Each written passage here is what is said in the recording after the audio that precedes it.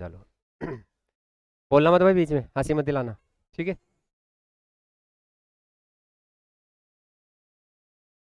हाँ भाई, स्वागत है आप सभी का आदर्श के इस ऑनलाइन प्लेटफॉर्म पर। जैसे कि चतुर्थ श्रेणी का जो स्पेशल बैच है, ठीक है, जो आप लोगों के लिए तैयार किया गया है, जो यहाँ तक नहीं पहुँच पा रहे हैं, अपने आदर्श की इस मंच तक नहीं पहुँच पा रहे हैं किसी कारणवश, जैसे मान लो कि वो ऑफलाइन नहीं ले पाते हैं, कोई दिक्कत नहीं है, कहीं पे चिंता की आवश्यकता नहीं है। आदर्श परिवार आप लोगों के लिए सदैव तैयार है, ठीक है। आप जैसे कि हिंदी विषय में पढ़ाऊंगा, नाम है ओम जी, ठीक है। और उसके अंदर जो महत्वपूर्ण बिंदु है अपना, वो कौन सा, संधि वाला। उसमें आज हम चर्चा करेंगे व्यंजन संधि की। किसकी चर्चा करेंगे, व्यंजन संधि की, ठीक है। साथ में यहाँ पे अपने ऐसे होनहार विद्यार्थी भी बैठे हैं जो सुबह से, मतलब इस भयंकर सर्दी के अंदर सुबह 6 बजे यहाँ पर पहुंच जाते हैं, ठीक है। तो इन बच्चों को मैं बहुत बहुत धन्यवाद देना चाहता हूँ कि इस सर्दी के अंदर भी, ठीक है, इनकी तन्मयता को देखते हुए, ठीक है, ईश्वर से प्रार्थना है, आज नववर्ष की इनकी शुभकामनाओं के रूप में मैं कहना चाहता हूँ कि जल्द ही आपको सफलता अवश्य मिलेगी। क्योंकि जो विद्यार्थी सुबह वहाँ से अपनी रजाई को नहीं छोड़ पाते, उस समय ये कक्षा तक पहुँच जाते हैं पढ़ाई के लिए इतनी लगन। तो आप जैसे कि जो ऑनलाइन के रूप में किसी कारणवश नहीं आ पाते हैं, कोई दिक्कत नहीं है। आज अब ज़्यादा बात को हम नहीं बढ़ाएंगे, हम सीधे बात करते हैं जैसे कि किसके बारे में, व्यंजन संधि के बारे में। किसकी बात करेंगे, व्यंजन संधि की, ठीक है। सबसे पहले जैसे कि इसकी बात की जाती है, प्रत्येक बिंदु को आपको आराम से बताया जाएगा। कोई भी चीज़ आपको नहीं आती है समझ में, तो आप यहाँ पे जो ऑफिशियल नंबर है वहाँ पे संपर्क कर सकते हैं। कमेंट्स के माध्यम से आप अपनी बात यहाँ पे बता देना, आपको उत्तर जरूर मिलेगा। देर हो सकती है लेकिन आपको निराश नहीं किया जाएगा, ठीक है। तो यहाँ पे जैसे कि व्यंजन संधि की बात की जाती है, तो इसके अंदर ये संधि आपकी नियमों पे चलेगी। सबसे पहले हम बात करते हैं जैसे कि इसकी स्थितियों की, कि व्यंजन संधि की पहचान कैसे की जाती है। तो यहाँ पे देखो, यदि किसी पद के अंत में आपको क्या देखने को मिल रहा है, व्यंजन, ठीक है, क्या देखने को मिल रहा है, व्यंजन। और उसके सामने आपको क्या मिल जाए, दूसरे पद के आरंभ में क्या मिल जाए, व्यंजन, ठीक है। यानी व्यंजन का मेल किसके साथ हो रहा है, व्यंजन संधि। या फिर जैसे कि व्यंजन का मेल आपको देखने को मिले किसके साथ में, स्वर के साथ में, ठीक है।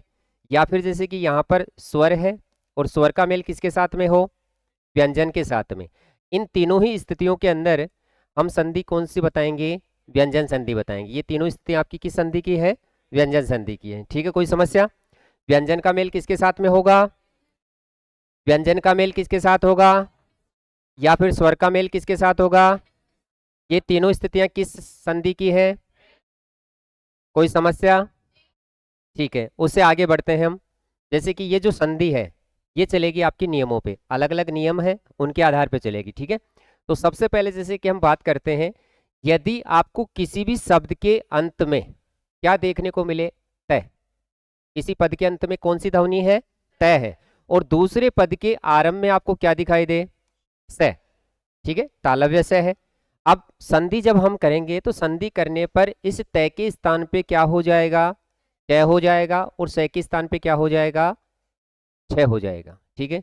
दोनों वर्णों में आपको परिवर्तन करना है।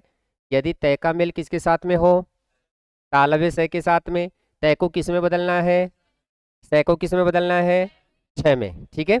अब देखो इसके उदाहरण देखो। जैसे आपके पास यहाँ पे शब्द आ गया सत्य, और सत्य के बाद में क्या है, शास्त्र है, ठीक है।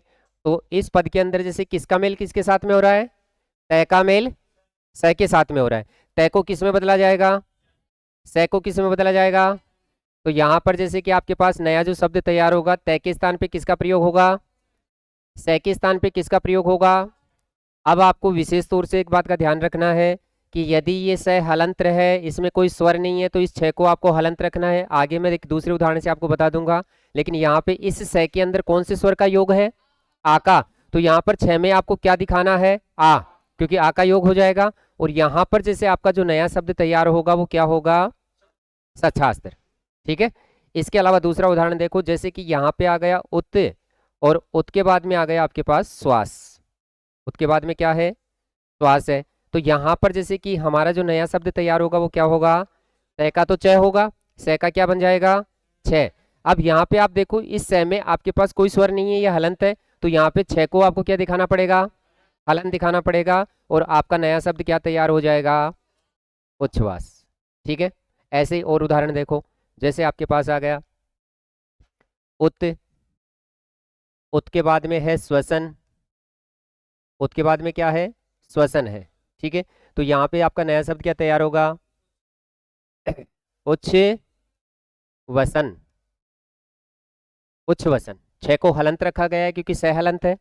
ऐसे ही यदि हमारे पास यहाँ पे बना हुआ शब्द आ जाए सच्छासन, क्योंकि ध्यान रखना हमें जैसे कि शब्द संधि बनाने के साथ साथ में उसका विच्छेद भी आना बहुत जरूरी है। ठीक है, दोनों तरफ से हमें चीजें आनी चाहिए, क्योंकि कई बार एग्जाम के अंदर संधि बनवाई जाती है तो कभी क्या किया जाता है? विच्छेद करवाया जाता है। ठीक है, अब इसमें आप देखो स्थिति क्या है? च और छ वाली है। अब संधि विच्छेद करते समय आपको क्या करना है? च के स्थान पे वापस तय का प्रयोग करना है, तो ये तो हो जाएगा सत्य। ठीक है, अब ये छ है तो इसके स्थान पे स कर दो। क्या कर दो? स कर दो। और इसमें स्वर कौन सा है? आ। स्वरों में कोई परिवर्तन आपको नहीं करना है, तो ये आपके पास शब्द क्या तैयार हो जाएगा? सत्य धन शासन। इसी प्रकार से देखो, जैसे कि यहाँ पे आपके पास आ गया तत्, और तत् के बाद में क्या आ गया? शिव। तत् के बाद में क्या है? शिव। तो ये शब्द आपका क्या तैयार होगा? तच्छिव। कोई समस्या? अच्छे से समझ में आ रहा है? उससे आगे बात करते हैं उससे अगले नियम की।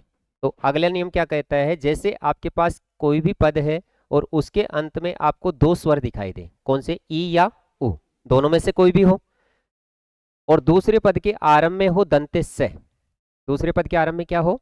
दंते स हो, तो संधि करने पर आपको क्या करना है? इस दंते स के स्थान पे मूर्धन्य स का प्रयोग करना है। दंते स किस में बदल जाएगा? तो नियम क्या कहता है? ई या ऊ का मेल, ई या ऊ का मेल किसके साथ में हो? दंते से किस में बदल जाएगा? मूर्धन्य स में बदल जाएगा। ठीक है, ये परिवर्तन करना है। अब इसमें एक बात का आपको विशेष तौर से ध्यान रखना है, ये दोनों वर्ण प्राप्त होने के बाद में इस पूरे शब्द में यानी दंते स के बाद में आपको दो वर्ण विशेष रूप से देखने हैं, एक तो री और एक रे। अगर ये दोनों में से कोई सा भी एक वर्ण पूरे शब्द में कहीं पर आपको दिखाई देता है तो परिवर्तन नहीं करना है, परिवर्तन नहीं करना है, अन्यथा आपका बदल जाएगा। दो अलग अलग उदाहरण देखो, एग्जाम के अंदर बार बार पूछा जाता है अभी, और अभी के बाद में क्या है? सेक। तो बताइए पहले पद के अंत में क्या आ रहा है? ई। दूसरे पद के आरंभ में क्या है? अब इसी समय आपको ये देख लेना है कि उस पद में कहीं पर री या रे है क्या? नहीं है, नहीं है, तो यहाँ पे परिवर्तन हो जाएगा, परिवर्तन हो जाएगा। और आपके पास जैसे कि शब्द क्या तैयार होगा? अभिषेक। एग्जाम में कैसे पूछा जाएगा? अभिषेक का सही संधि विच्छेद होगा, तो ऊपर आपके पास लिखा हुआ है सही। अब यहाँ पे देखो, जैसे कि ये आ गया वी, ठीक है, और ये है आपका सर्ग, ये क्या है? सर्ग। पहले पद के अंत में क्या है? ई। दूसरे पद के आरंभ में क्या है? स। लेकिन आगे क्या दिखाई दे रहा है? रे। रे आ चुका है इस शब्द में, तो यहाँ पर कोई परिवर्तन नहीं होगा। हम कह सकते हैं कि ये इस नियम का क्या है? अपवाद है। ठीक है, यहाँ पे परिवर्तन आपको नहीं करना है। ऐसे ही दूसरा उदाहरण देखो, जैसे यहाँ पर आ गया आपके पास सु, और सु के बाद में क्या आ गया? स्मिता। परिवर्तन होगा या नहीं होगा? नया शब्द आपका क्या तैयार होगा? सुस्मिता। लेकिन यहां पे देखो, जैसे कि आपके पास आ गया अनु, और अनु के बाद में है सार, तो बताओ परिवर्तन होगा या नहीं? नहीं होगा। किसके कारण? रह के कारण। तो यहाँ पे आपका जो नया शब्द तैयार होगा वो क्या होगा? अनुसार। अब एक चीज आपको ये दिखाई दे रही होगी कि ये शब्द में कोई परिवर्तन आपको दिखाई नहीं दे रहा है। अब आपसे पूछा जाएगा कि अनुसार, अनुसार में कौन सी संधि है? अनुसार में कौन सी संधि है? तो आपको कौन सी संधि बतानी है? व्यंजन संधि। कौन सी संधि?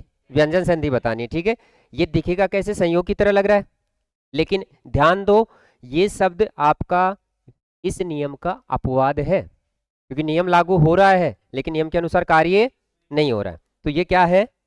अपवाद है। ठीक है,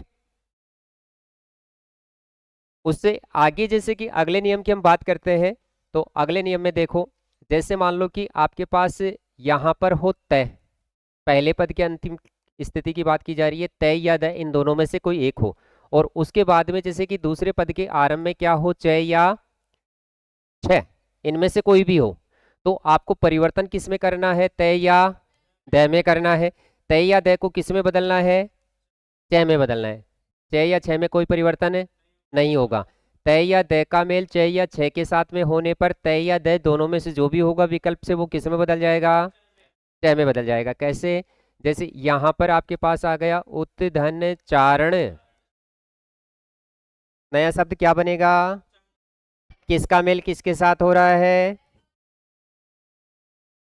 तय का मेल, तो तय किस में बदलेगा, चय में। ठीक है, ऐसे ही आपके पास आ गया जैसे उत के बाद में आ गया छिन्न, क्या बनेगा, तय किस में जाएगा, और यहाँ पे हमारे पास जैसे कि ये किस संधि का उदाहरण होगा, शाबाश, व्यंजन संधि का उदाहरण होगा। ठीक है, ऐसे ही यहाँ पे जैसे कि आपके पास आ गया शरद, शरद के बाद में है चंद्र, शरद के बाद में क्या है, चंद्र, तो क्या होगा, शरद चंद्र, स रे च चंद्र। ठीक है, ये बात समझ में आ गई। तय या दय का मेल किसके साथ, तय या दय को किस में बदला जाएगा, शाबाश। उससे आगे देखो, यदि तय का या दय का मेल, तय या दय का मेल किसके साथ में हो, जय या फिर झय के साथ में, जय या झय के साथ में, तो आपका तय या दय किस में बदलेगा, अब जय में बदलेगा। ठीक है, एग्जाम में बार बार पूछा जाने वाला उदाहरण है, जैसे यहाँ पे आ गया उत, और उत के बाद में क्या है, ज्वल, उत के बाद में क्या है, ज्वल, तो तय का मेल जय के साथ हो रहा है। अब यहाँ पर ध्यान देना, जैसे कि आपका तय किस में बदलेगा, आगे से जय पहले से हलंत है, तो यहाँ पे आपके पास नया शब्द कैसे तैयार होगा, उज्जवल। ऐसे ही आपके पास आ जाए सत्य, और सत के बाद में क्या होगा, जन, तो क्या बनेगा, सज्जन। सही। ठीक है, ऐसे ही आपके पास आ गया जैसे यावत, और यावत के बाद में हो जीवन, तो नया शब्द क्या तैयार होगा, तय किस में बदल जाएगा, यहाँ पे होगा जैसे कि महत, महत के बाद में होगा झनकार। इससे आगे की बातें अगली कक्षा में, तब तक के लिए बहुत बहुत धन्यवाद।